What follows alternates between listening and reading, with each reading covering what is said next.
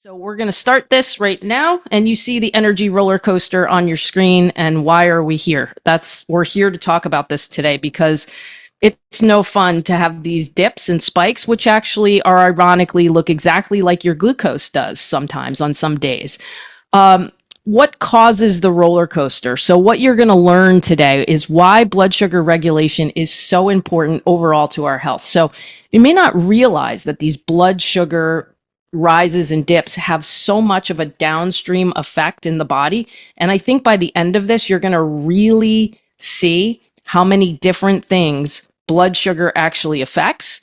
And on the other side of things, you're going to understand more about what causes the roller coaster in the first place, triggers that you never even thought of. And I think that's where the difference is. So everybody's going to think about food first when it comes to glucose and blood sugar. And yes, it's a factor, but there are so many other things that can affect blood sugar. Medications is one of them, and we're going to go through that. Light, we're going to talk about circadian rhythm. So there are a few things that I think that probably you never thought of that are going to affect your blood sugar. We're going to talk about the most important meal of the day. There is one meal that stands out from the rest that can really help you regulate blood sugar throughout the day.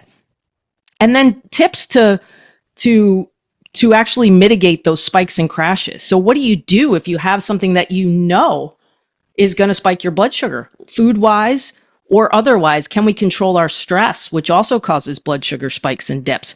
And then we're going to talk about the blood sugar reset, the 30-day blood sugar reset, which is my first group offering as a new IHP, which I'll explain in a second. But I feel like in 30 days, we can so simply make an impact on this part of our life. And that's why I designed the program. It's really meant to be low anxiety, no guilt, no shame. No, you can't have this and you can't have that. It's really not going to be based on that. It's going to be based on philosophies and situations. So those are the two things you're going to keep in mind. And then for those of you that don't know me, my name is Kristi Hujik. I am a level 3 integrative health practitioner, a certified international health coach, an integrative nutrition health coach, speaker and educator. That is my passion, to be able to help talk and educate people with this. Because even if you come to this webinar and you take one thing with you that can help impact your life, like, to me, that's a big deal. So I do enjoy doing this. I enjoy coaching one-on-one also, but speaking to a group and really connecting with a group of people to try to help them is really my passion. And in that vein, I created the Ripple Effect Connection, which is a podcast that I do. It is based on the fact that when I got sick, which I'll go to that next, diagnosed with multiple sclerosis in 2017, I had so many people helping me to try to beat an autoimmune disease that I wanted to pass along all of the knowledge that I gained in my journey along with fighting this disease. So I was fortunate. For those of you that don't know my story, I never had, I say, severe symptoms, like not the people I see when I go to these groups to speak. Some of these people are so physically disabled. I was never at that point, and I feel so fortunate every day that was not me, but it could have been. And I also think it's important to own like your own trauma and what you've been through, and having an autoimmune disease is a traumatic experience.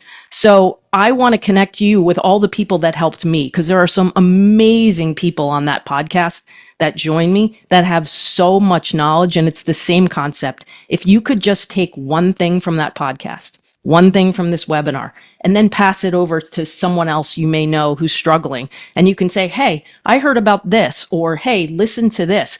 That is actually what I mean by the ripple effect. So that's why I do what I do. And then last but definitely not least, for 3 years, I was a health coach for Dr. Will Cole's Autoimmune Health Reset. We helped thousands of patients with autoimmune disease. And what I saw in that clinic, what I experienced myself through self-experimentation with my own blood sugar, all the things I've read, all the research I've read, I'm going to put that all together for you. Some of it is in here tonight. The rest of it comes via the blood sugar reset, but I'm going to try to pass along a lot of it to you. And what we saw in a clinical setting at Dr. Cole's clinic is there are many times that a patient would come to us and they would have pretty significant prediabetes, I have treated, there are patients that did our program that had diabetes, and I can't think of an instance where someone didn't have an improvement in their blood sugar. But our diet and diet restrictions are very strict. And yes, with those strict diet restrictions comes blood sugar control, but we have to make this lighter for the general public to embrace it so that you don't get to a point where you have an autoimmune disease or where you get diabetes. It's very important to nip it in the bud. If you have been diagnosed with prediabetes, there is a way to stop it. There is a way to nip it in the bud. And so hopefully you have some tips at the end of this that you'll be able to take with you, whether or not you do the 30-day reset, or if you're just looking for a couple tips to take with you. Next, this is a disclaimer. This is legal schmiegel, as I like to call it, but we do have to say it. The webinar is for educational purposes only. This is not to provide medical advice. I do not diagnose, treat, or cure any diseases as a health coach or an integrative health practitioner.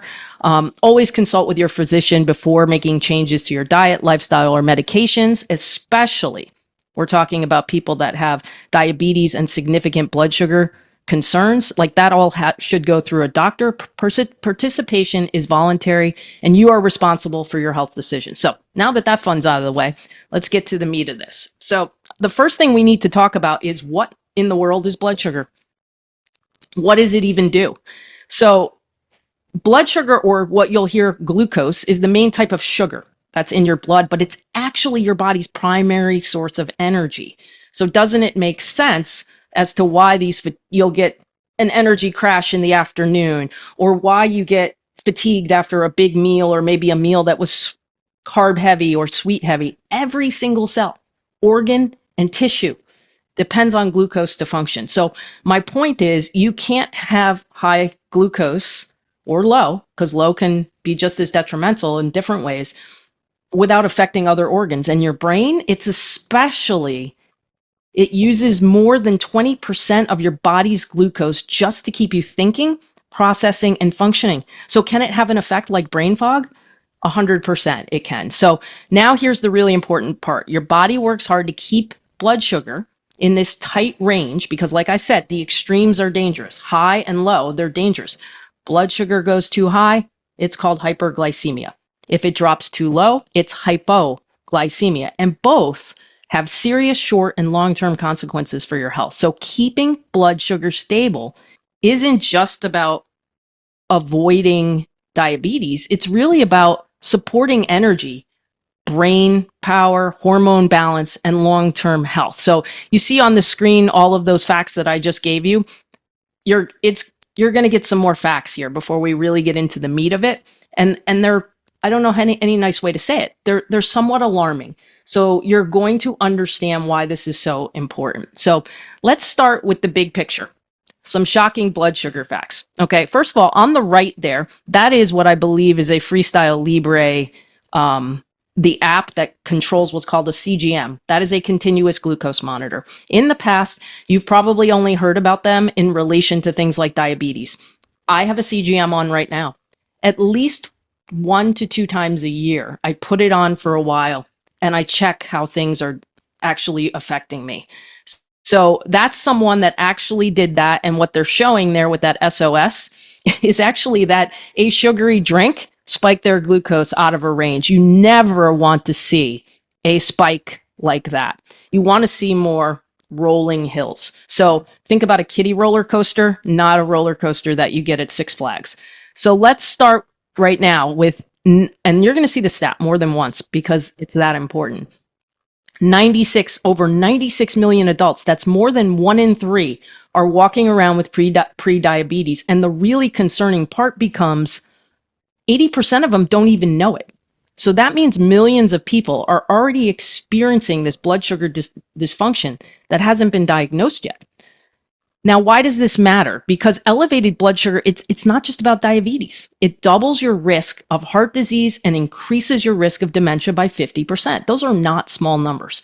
And it shows us just how much, what I was saying earlier, pans out. It affects every system in the body, from your cardiovascular system to your brain health. And it doesn't take years of damage.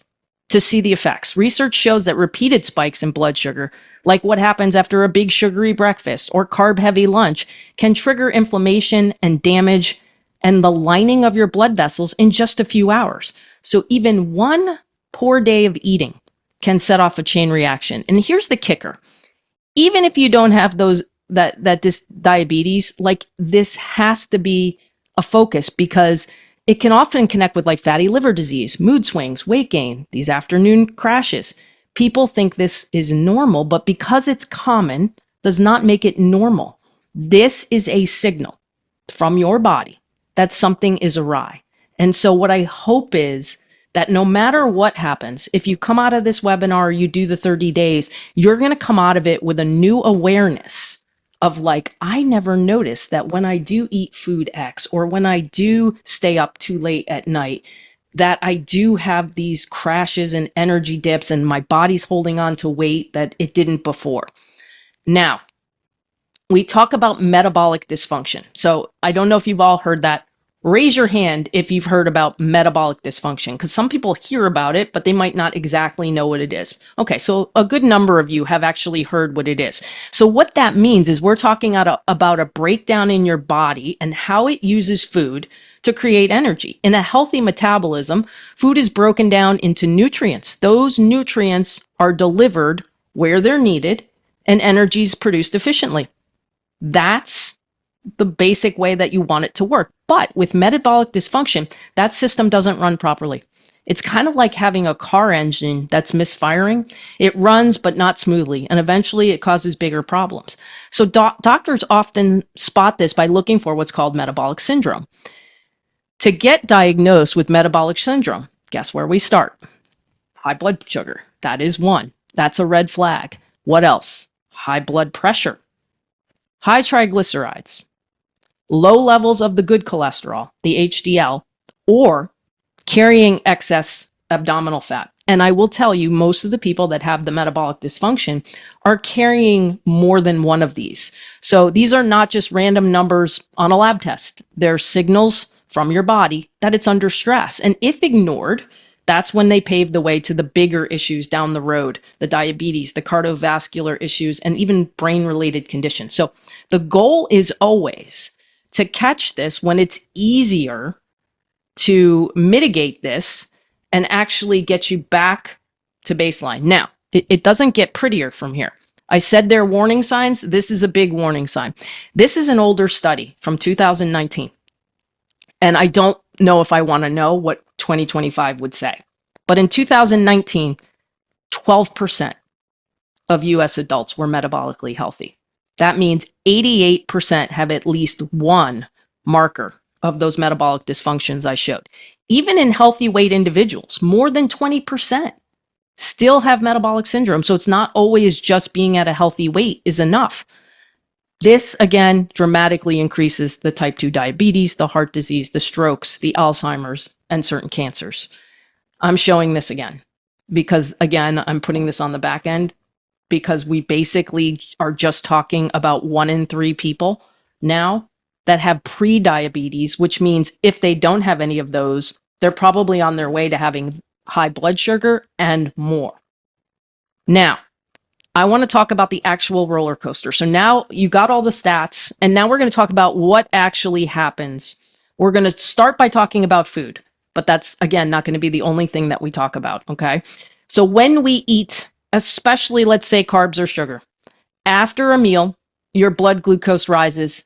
That's the spike. It is totally normal to have a spike or a rise in blood sugar, I should say, a rise in blood sugar after you eat. That's totally normal.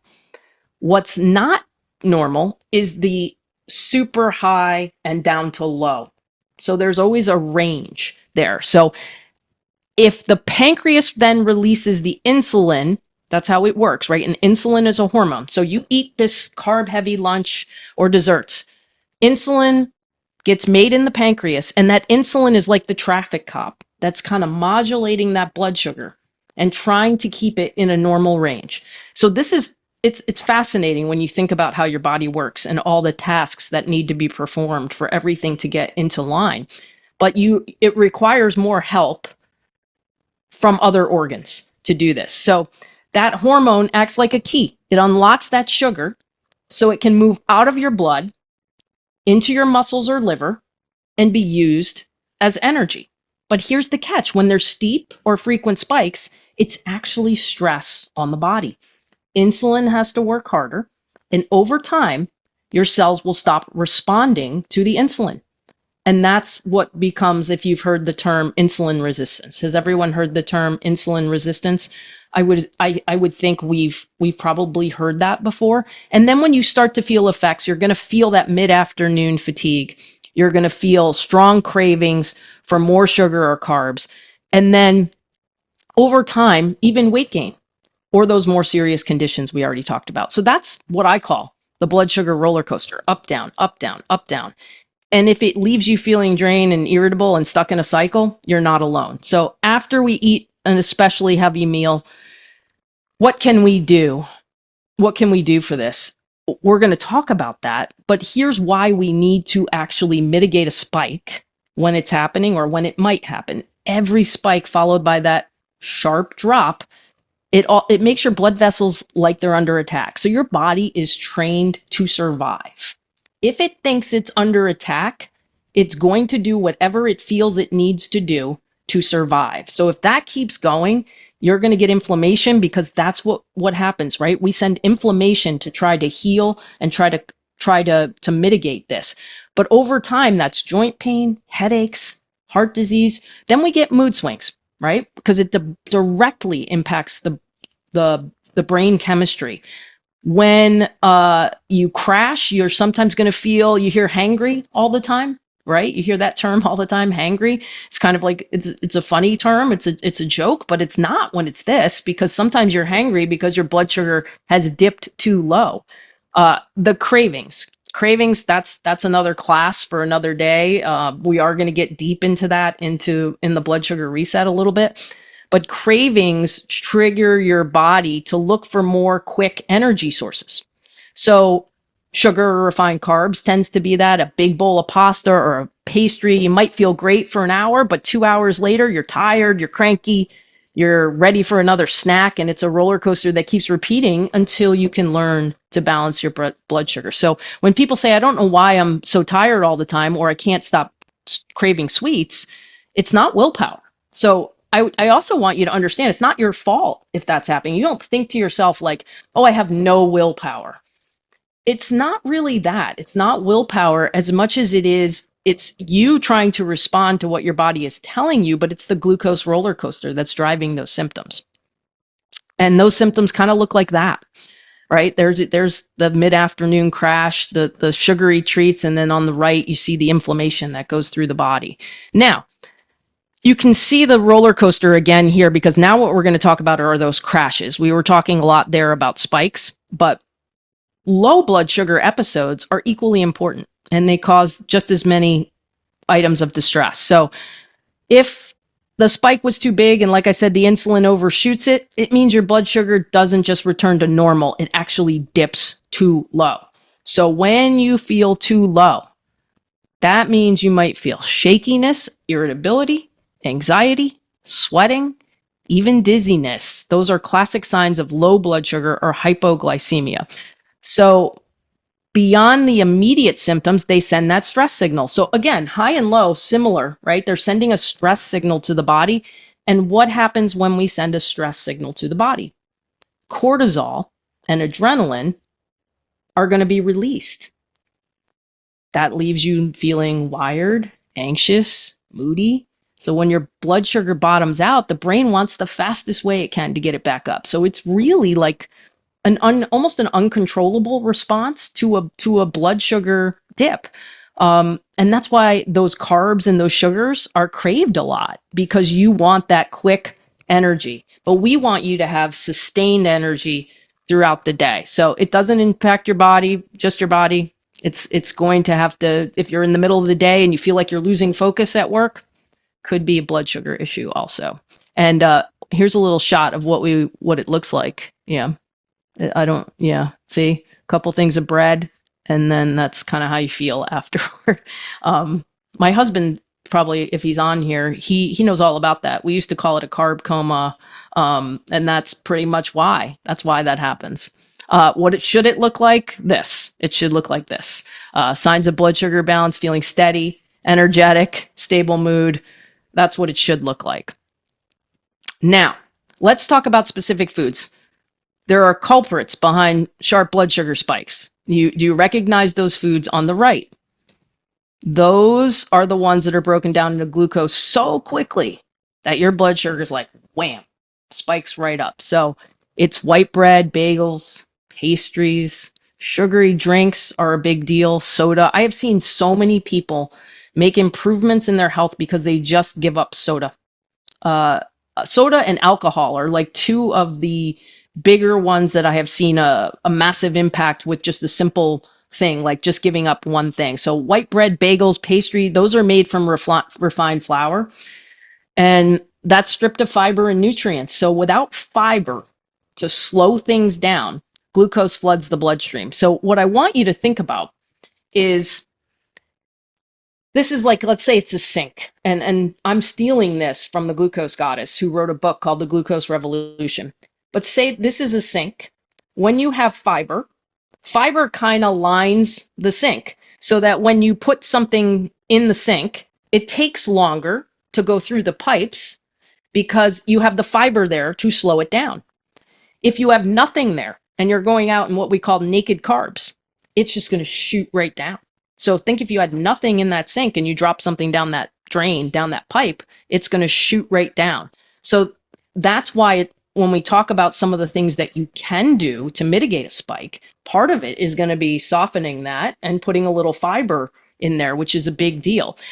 Candy, sweets, and desserts, they follow the same pattern: quick sugar rush followed by a big insulin surge. And even foods that feel normal, like a white rice or a pasta, can cause these dramatic spikes because they're quickly also converted to glucose. And processed snacks like chips and crackers, even though they're salty, they break down into simple carbs that stress your system just the same way. The problem isn't the food itself necessarily, or the spike itself necessarily. It's that these foods set you up for those crashes. So that is why I like to use the sink analogy, just so you have a visual. And then on the other side of the coin, here's your foods that promote balance. Fiber sources that I was saying, they're slowing that absorption. Beans, lentils, chia seeds, flax, vegetables. And what I want to say is, I am not going to be the person who in the 30-day blood sugar reset tells you that this is what you have to eat, because one person's food is another person's poison. And without evaluating someone's case in a one-on-one setting, some of these foods, like let's say avocado, someone has a histamine issue, that food is poison to them. So I'm never going to say to you, you have to eat this. How I do it is, we're going to talk about the foods that promote balance, and can you add some of these to your plate, to your diet? It's always going to be the rule of thumb that single ingredient whole foods are the best source of nutrition. That's never going to change. So you can keep that in mind. But what happens if Sally goes to the birthday party down the street and Sally wants a piece of birthday cake? Well, what if Sally has a salad and a protein and a fat with her meal, and then has that piece of cake later, and then, as you'll see coming up, takes a walk after that? That glucose spike is going to be a lot smaller. So it's going to look more like this than this, if we can do those things. So I like putting foods into categories, and then you kind of pick from those categories what you like, what you know you need. And obviously, if a certain food, there's a subset of people that don't digest beans well, you leave the beans out. Just because they're on here as a fiber source, you can find another fiber source. Non-starchy vegetables like leafy greens, broccoli, zucchini, peppers, nutrients without causing a glucose swing. There's even teas. Green tea, great. Coffee, actually good for this. Green tea is my favorite, just powerhouse, does so many good things. Just a cup of green tea a day. Cinnamon, who would have thought a spice or an herb could actually help your glucose, but cinnamon does. I put cinnamon in my coffee every day. Fermented foods, We're talking sauerkraut, kimchi, kefir, yogurt. All of those support gut health, which plays a huge role in blood sugar regulation and reducing inflammation. And then protein sources. Goes without saying. Obviously, I'm a fan of the best protein sources we can get, and sometimes not necessarily conventional meat. If you have the means to get the better quality protein sources, that's even better. So that's protein is going to be really big to slow the impact of those carbs, because that will also help line the sink. So pairing protein with the carbs, one of the best strategies also to blunt the spike. So there's some ideas there for you. Now, what in the world does a traffic light? Candace is probably on. If Candace is still on here, she's probably laughing at this, because I like to make traffic light analogies for some reason. But that's what I do. So here's your traffic light. And we've got foods grouped into categories. So this is what I'm talking about. If you eat a food that's in the red category, that is a high risk for a spike.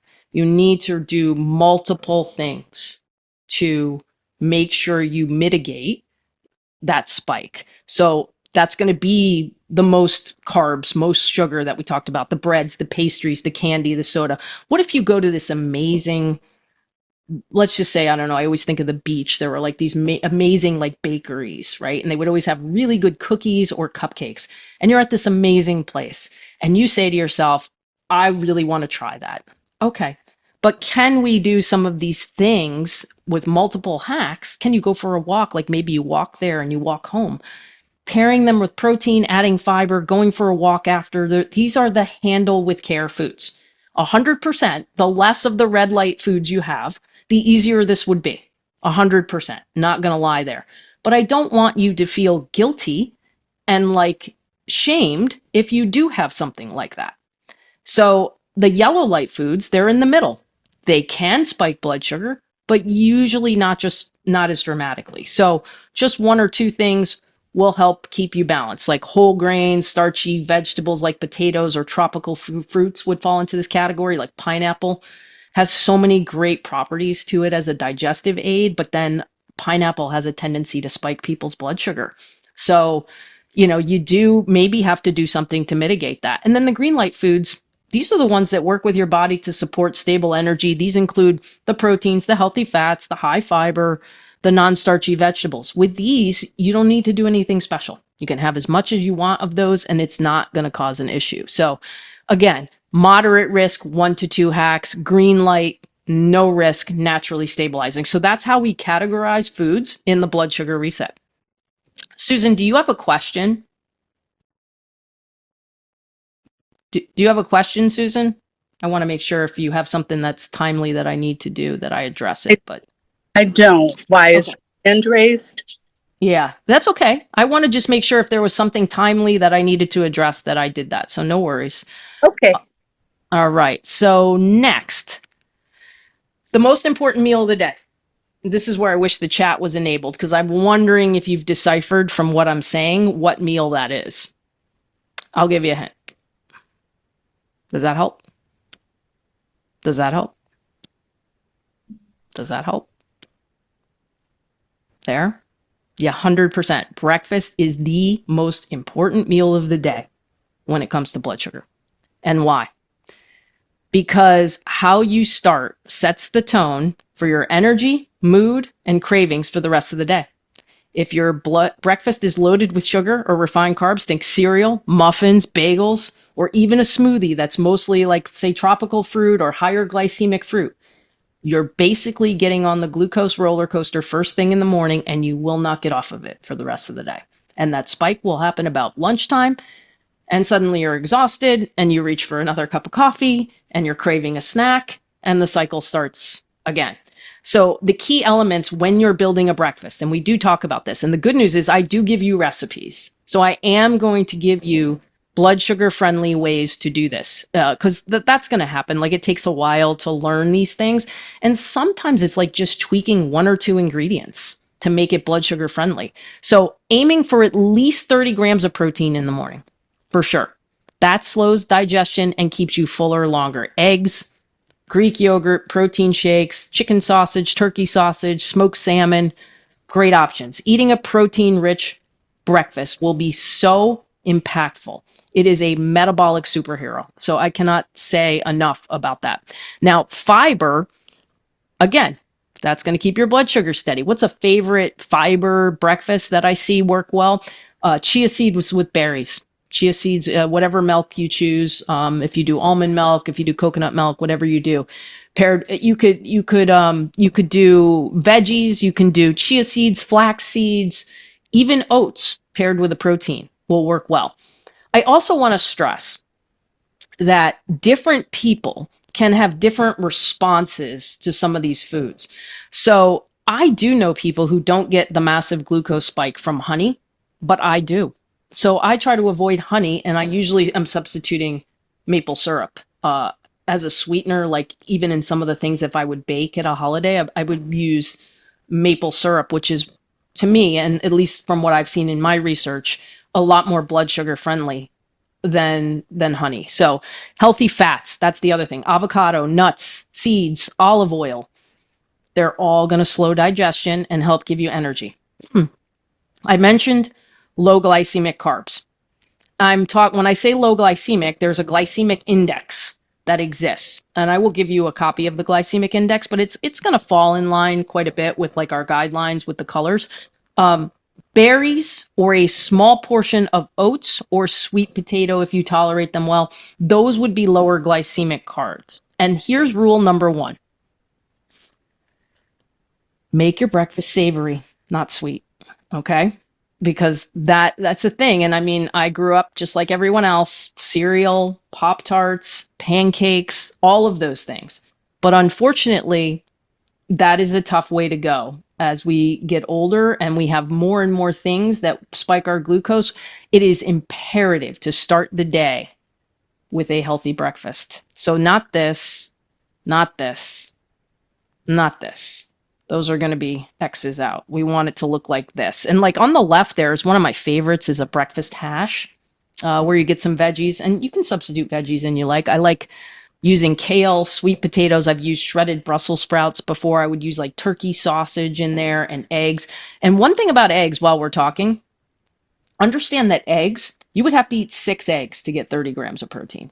So everyone thinks eggs is this great protein breakfast, but it usually needs to be coupled with something else. So I make a homemade turkey sausage that you can make, like these turkey sausage patties that you can make, and you just add that to your hash and you're getting a little bit more protein. So those are also some things that we'll go through. Now, this is going to be the slide I spend the longest time on, and it's going to be the most shocking to you, because when most people think about blood sugar, they only think about food. But in reality, there's so many other things that can raise glucose, even when your diet hasn't changed. So I hear this all the time. I eat healthy, but I'm having trouble losing weight. So here's number 1, cortisol and stress. We talked about this already, that when stress kicks up, that's when it can cause spikes, because it's asking for the hormone cortisol and adrenaline, which causes the liver to produce more glucose because it thinks you are under stress and you need energy to get away from that tiger that's chasing you. So chronic stress is going to lead to high blood sugar levels and increased insulin resistance. Cortisol does not cause stress. It mobilizes glucose to fuel your brain and especially the body when threat is sensed. So it triggers that release and wants to get you ready for action. It is just your body trying to protect you. But if it's backwards or upside down, and you're having these cortisol releases and responses when you don't want them, your body is going to grab onto everything for dear life, and that includes weight. So the blood sugar swings, the inflammation, brain fog, anxiety, trauma loops, that all factors into this. Now, next, I don't know if this is going to be surprising to anyone, but I would say I never realized how much this affects blood sugar. Prescription drugs and pharmaceuticals. Steroids, antidepressants, beta blockers, and statins. Big that they can alter blood sugar regulation. So I'm going to share a shocking story that I went through.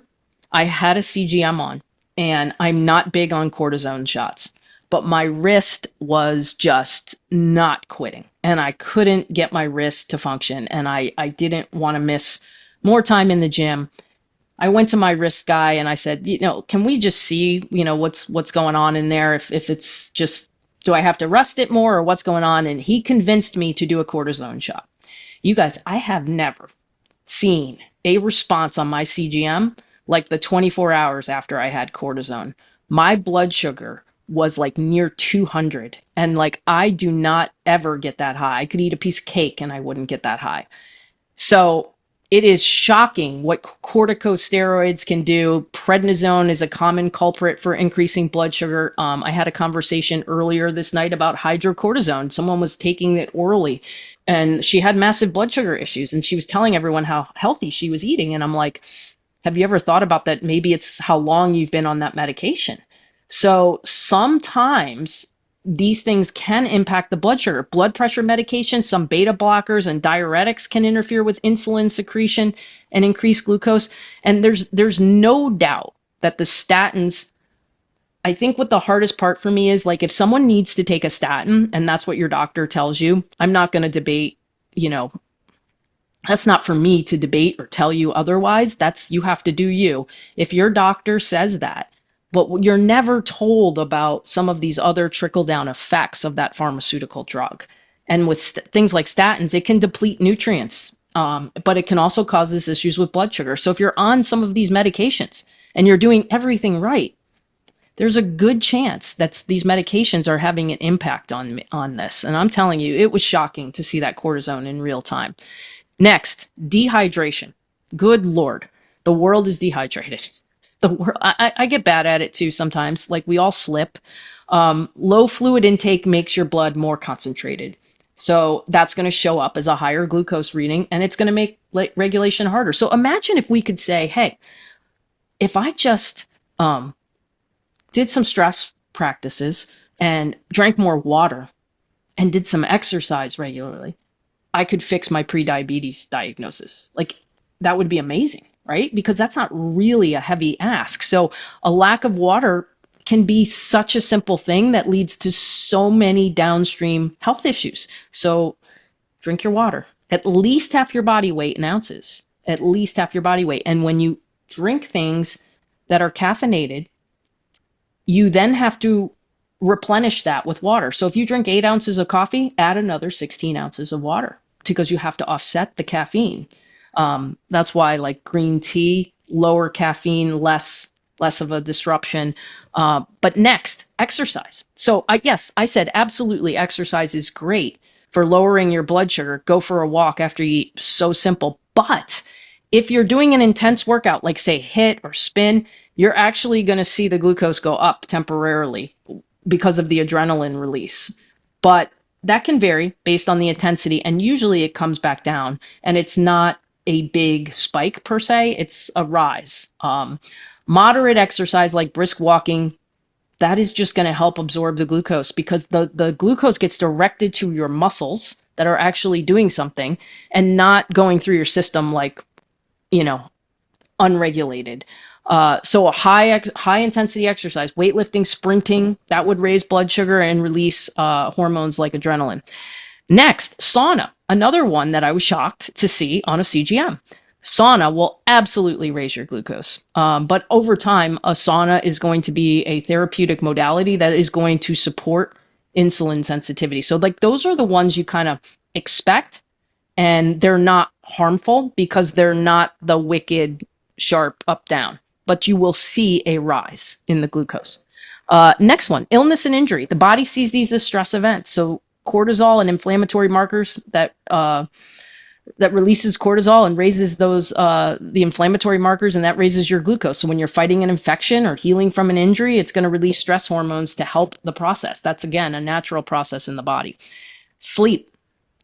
Yeah, it's a big one. Big one. Poor sleep increases insulin resistance and raises morning glucose. That's called the dawn effect. So if you've ever heard of the dawn effect, that is what it's about. Deep, consistent sleep helps balance it. So again, sleep, stress, hydration, fairly simple in the large scheme of things, but so important, right? And it's not simple because you do have to pay attention to it, but I think sometimes we just don't think about these things as being impactful to our health. Lack of sleep, even a single night of partial sleep deprivation can reduce insulin resistance. So chronic poor sleep, we're talking about cortisol being up again, inflammation, and we're talking about our appetite going a little bit haywire on that. The appetite will respond, and that's when you'll have those cravings. Also, too much sleep. Believe it or not, excessive sleep, more than 8 hours a night. Raise your hand if you get more than 8 hours a night, because there's not many people. But if you do, that increases the risk of diabetes. So I think most people are on the other end. And then here's another shocking end. We have a shocking part. We have an epidemic of leaky gut and dysbiosis in the gut. A lot of issues with gut health. And the gut bacteria in your can help play a role in metabolic health and insulin sensitivity. And we have seen this in the clinic. When they fix their gut and they're able to start to heal that, the glucose goes back to normal. So it is a factor. Temperature, being very cold or very hot, is a stressor. You're out there in the hot sun all day, glucose is probably up. That will nudge blood sugar up in the short term. Lack of micronutrients. We're talking about deficiencies in magnesium, chromium, zinc. B vitamins is the one we see across the board. Vitamin D. I very rarely see someone's vitamin D on a lab in a good range. And if it's in range, it's usually at the low end of the range. So most people end up needing vitamin D, and vitamin D is linked to problems with glucose metabolism and insulin sensitivity. So you can kind of see why the problem is so rampant when you look at all these other factors. Now, high altitude increases stress hormones and can alter insulin sensitivity. So, I mean, if you live in a higher altitude, it can affect it. Hormones other than insulin, because we talked about insulin, thyroid, cortisol, estrogen, and progesterone shifts influence glucose levels. So women are uniquely sensitive to glucose fluctuations because of the way it interacts with estrogen and progesterone. High variability in blood sugar can disrupt ovulation. You'll get some nasty PMS symptoms. And without going into long-winded details about this, it can also accelerate aging, unfortunately. So it's not in your favor to have a high blood sugar when you're talking about hormone and anti-aging things. Birth control, another one. Contraceptives can change glucose metabolism. Many women will notice higher readings in the luteal phase. So that's right before their period. So that's not uncommon. And then we've got GLP-1 antagonists, the big, buzzword out in the world. These newer drugs and even the GLP-1 system, which you naturally have in your body itself, influences satiety, insulin resistance, glucose handling. We're going to do a little bit more on GLP-1 in a minute, so I'm not going to go into that quite yet. Lowering sodium. When sodium's too low, the body raises stress hormone. So that's another one. Light and circadian rhythm. Blue light at night and a disrupted circadian rhythm interferes with melatonin, which impacts insulin, which means your sleep is not good and it's impacting your glucose. So eating late at night also means higher glucose. So you try to keep your meals, get your meals done 3 hours before bedtime. That's usually the rule of thumb. Alcohol can drop blood sugar quickly by blocking the liver's ability to release glucose. So there's a lot here. Mocktails, beer, unfortunately, can also raise glucose later on. Now, the next slide I'm going to play for you. There's going to be a soundbite, and I hope it plays. But this is recorded on a recent podcast, so I'm not full of malarkey on this one. But these are all about the glasses that I have on. They're harmonizing circadian rhythm, harmonizing glasses. And Rudy Nassif is a CEO of a company called Viva Rays, who literally healed his body by getting out of the city and getting out of artificial light. And he's going to talk about the relationship of artificial light to our glucose. So hopefully this plays. And it's not going to play. All right, so we're not going to play that. So tune into that episode of the podcast. I had a feeling it wasn't going to play because a couple times I tried it. It didn't play through this window. So you guys will have to wait for the podcast to hear that one. But literally this man healed himself by getting himself out of so much artificial light.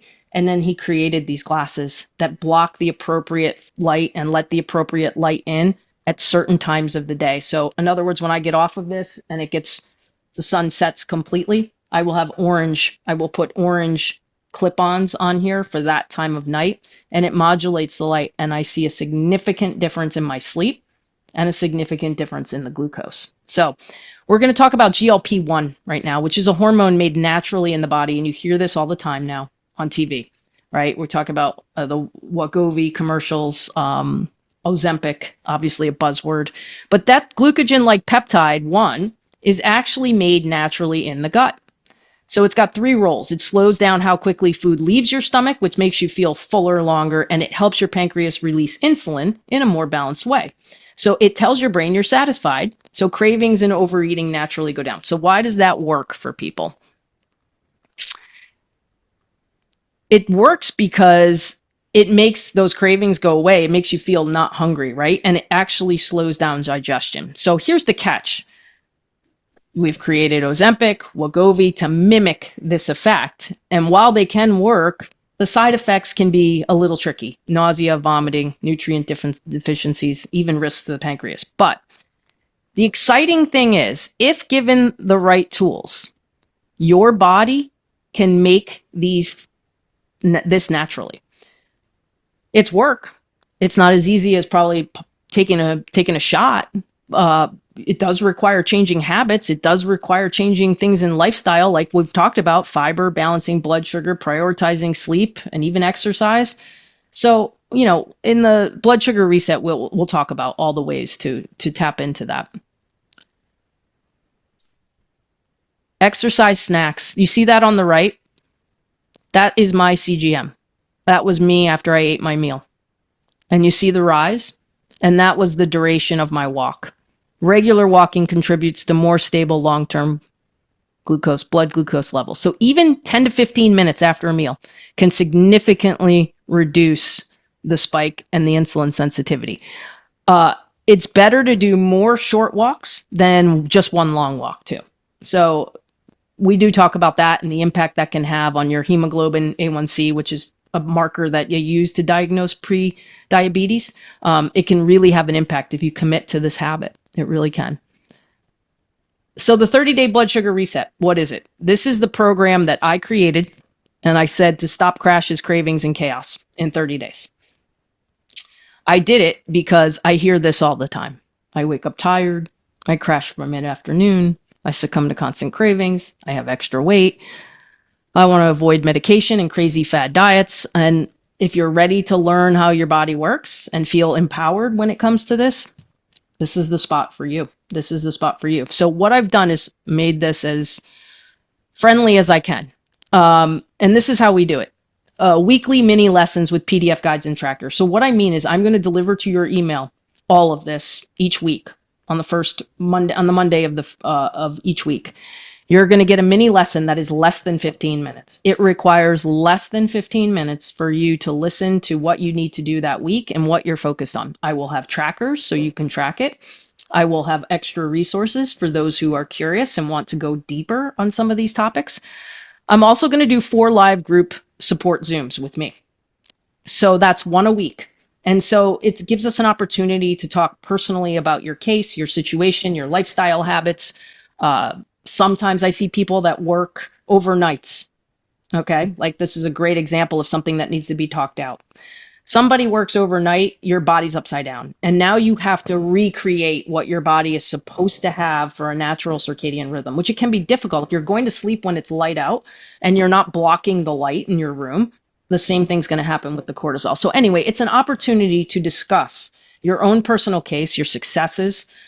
I will be ready if you don't have a lot of questions to talk more in depth about some of the things, but really those Zooms are for you, to talk through anything. Maybe you come up with a great recipe or a great suggestion of something to add.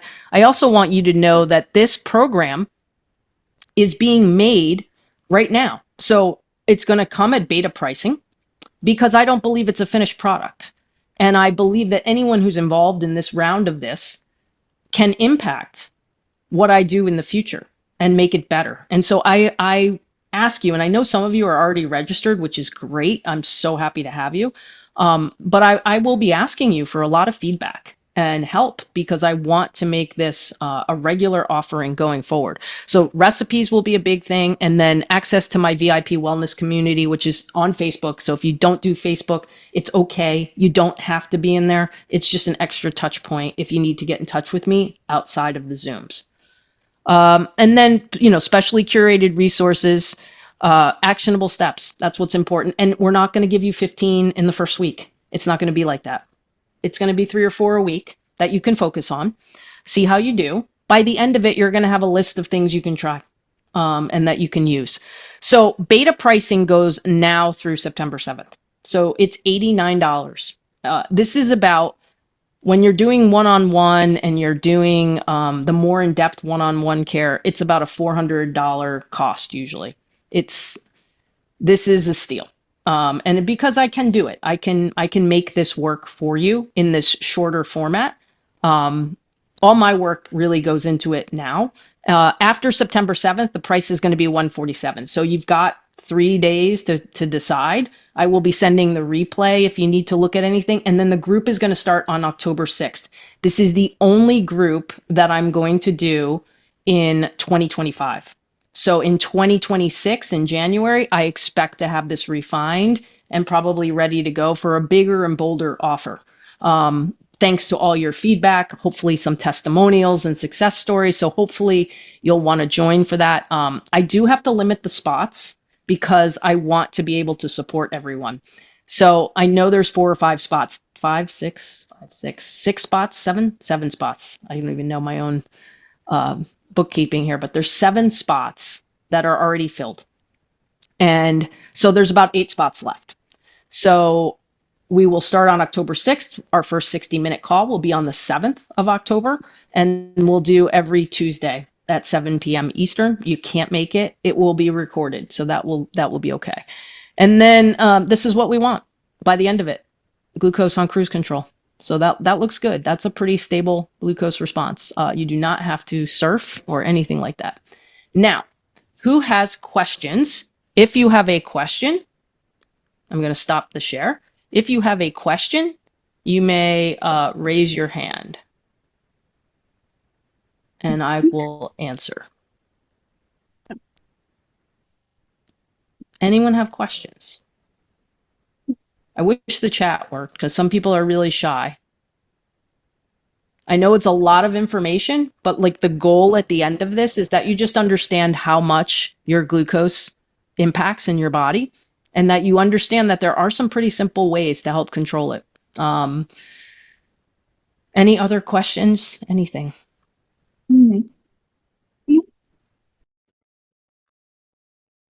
If you have a question, raise your hand.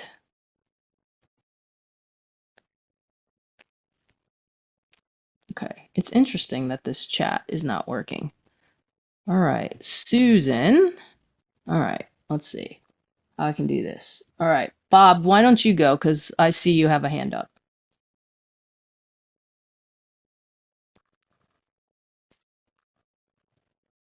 I don't hear you if you're talking. Kristi, can you hear me? I got you now. Yep. Are we expected to wear the glucose monitoring devices? No, good question. Good question. I don't want to make that mandatory. Look, do I think that someone would benefit from seeing their glucose? Are there really inexpensive ways to do it if somehow your doctor won't give you a prescription for it? Lingo is like $50. I think it's pretty cheap to do like a couple weeks. There's Freestyle Libre. I have on a Dexcon 7. So I don't expect you to have to do that. All I can say is that if you were to do it, whether it's during this or at some other point, I think you would gain valuable insight to your body. And I don't think anyone needs to do it unless you're like diabetic. I don't think anyone needs to do it for like a long period of time because I can actually see it working against us. I think we do in this world spend a lot of time unintentionally probably, but demonizing every spike. We demonize every spike like it's the end of the world. And while I want you to know there can be consequences, I also want you to move on and try to and do these tips that if you are going to have something that might have consequences, there's a way to do it and a way not to do it. So I really want to make this light and I don't want to require something like that. I will be interested in tracking, just asking you to be more maybe self-aware of how you feel after eating certain foods. And how much better, I think, after 30 days of implementing a lot of this, that you will actually feel at the back end of it. Susan, you had a question. Did you have a question, Susan?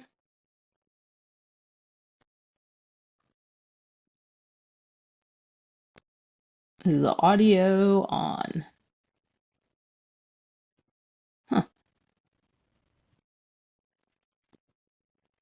I don't hear you, Susan. Are you there now? Yes, can you hear me? Yeah, I got you now. Go for it. You answered the question. I was curious of what type of blood sugar monitor Yeah.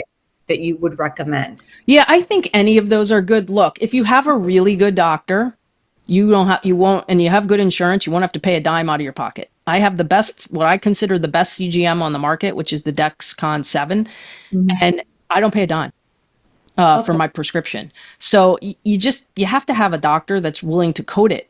If you are a person who knows right now that your hemoglobin A1C is pre-diabetic, your doctor should be able to get you a prescription and code that properly so that you don't have to pay anything. But if you run into issues, I think one like Lingo is it's like $50. It's pretty cheap to do like a 2 weeks to a month.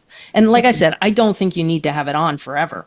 I do Right. mine for like a month. And I mean, by then you've eaten every kind of way that you usually eat, and you've kind of got the insight now of what affects you and what doesn't. So like I take mine off after 3-4 weeks. I get my information, I know how I am right now, I kind of feel like I know what I have to do, and I have to then I go on, and then I do it again either in 6 months or a year. Yes, I would be the type that would be one of those constantly looking at it. So I'm going to take your advice and go by the foods that I eat and see how my body responds, how I feel. Yeah, Versus- I would say do that because I do think that, look, I'm a data person. I love data. That doesn't work for everybody. For some people, it just causes more anxiety. And so at the end of the day, you're going to know if you feel better. I just want you to be aware of the habits and the things you do every day and what feels good and what doesn't. If you're like, oh man, I just noticed now I am like, this is 2 days in a row. I felt tired at noon. Like, I want you to notice what you ate that day. What did you do? You know, did you sleep well? Like, it's so much in this field is about awareness that honestly, if you can just even become aware of how you feel, because a lot of us just, we're running through stop signs and we're on autopilot every day. We don't even notice. We just say, oh man, I noticed I was a little tired, and we just move on. We don't try to figure out why. We don't. So that's what this is for. It's just to increase the awareness and the understanding of like, hey, it's pretty simple. You want to make a birthday cake like we did for my mother-in-law the other day that's not going to have a glucose spike. The sweetener in it was maple syrup. It was made with almond flour. There's no spike associated with that. None. Oh, None. okay. So there's lots of ways to do things, still have fun, still celebrate, still have time with family, and just do some of these tips to just make sure that your blood sugar is staying as balanced as it can, because it will make a profound difference on how you feel. It really will. All right. Any other questions? So nothing is mandatory, everyone. So if you're doing this, nothing's mandatory. I'm not going to come to you and say, hey, did you do this? Did you do this? I'm just going to give you philosophies, and I'm going to give you tips and tricks, and you implement them slowly and you see what resonates with you. Okay. I think the walking thing is a profound glucose just dropper. It will mitigate that spike. Honestly, if you went to this and you did nothing else, it makes a difference. It makes a really big difference. I see it every day. I take the dogs for a walk after lunch. Every day, my lunch, no matter what I eat, I could eat sourdough bread. I don't really eat a ton of carbs, but like a whole sweet potato or something, and it would mitigate it. So you will feel the difference. Any other questions? All right, everyone. Thank you for coming. I'm sorry for the tech issue with the video. I apologize for that. I had a feeling it was going to happen. I apologize. I will put the link to that clip in the replay email for you all so that you can hear it, what I'm talking about. It's a pretty good bite. It's 2 minutes long. If you've already registered, you're going to be getting things from me and emails from me. So if you're registered in that, you're going to start to see some emails here coming up in the next week or two. If you haven't registered yet and you'd like to, and you have more questions, you're totally welcome to email me and ask. No issues with that. And you will be sent the replay. So if there's something you missed or something you want to rewatch, I know there was a significant number of people that sent me notes that wanted to. There's probably about 35 people now that were registered, and a lot of them were telling me they couldn't make it. So everyone who registered will get the replay. Okay. All right, everyone. Thank you for joining. If you have more questions, let me know. But cheers to blood sugar balance for all of you and just feeling better. And hopefully those pain points that you mentioned in the beginning, that you see those go away. See you all soon.